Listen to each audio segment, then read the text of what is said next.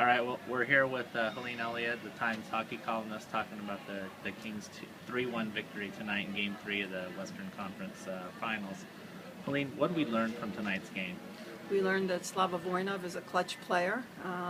We learned that he doesn't speak English really well, but the way he plays hockey, he doesn't need to, and it's a universal language of scoring clutch goals. He's got 5 goals in the playoffs, which is a record for Kings defensemen in one playoff year, and he's got 4 game winners, and that speaks volumes right there. What are the Kings and what is he saying about why this is happening? He deflected all the credit to the team, and he said, it doesn't matter if I score, I'm part of the team, so if I score, the team scores. Yeah. And that's very commendable. But I think it's a matter of confidence for him. I think he's one of the few Kings players who actually had a better season this year, short as it was, than he had last year. I think he's grown and improved, and having Rob Scuderi as a defense partner has been a great experience for him. Great. What part of tonight's game was a formula to beat Chicago in this series? The first period, probably just getting an early goal, making Chicago chase them instead of the other way around, holding on to that lead, being physical. I mean, it's no secret the way the Kings play.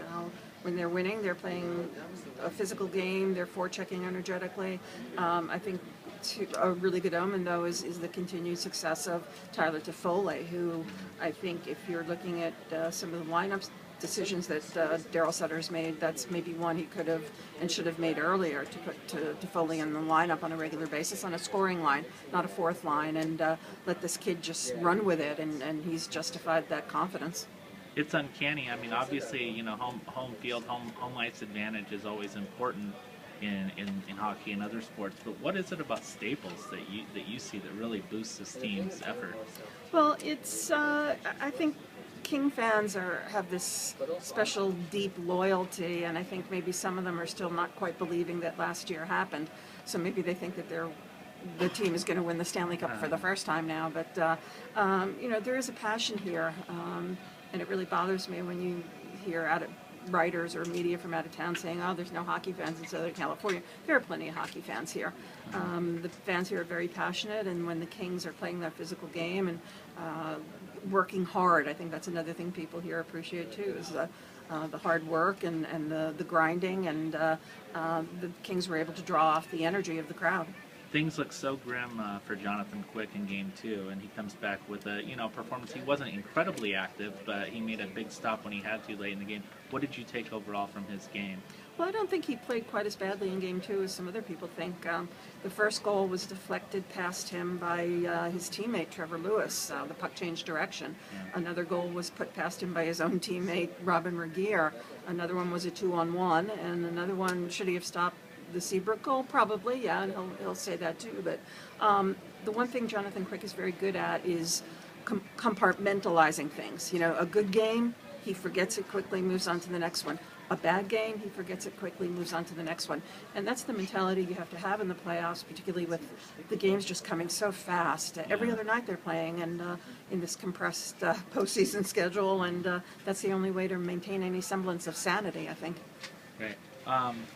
There was a pretty vicious hit. It looked vicious, at least. It could have been accidental as well, but the hit that Duncan Keith of the Blackhawks delivered to Jeff Carter, do you think that's worthy of a suspension? What are you expecting?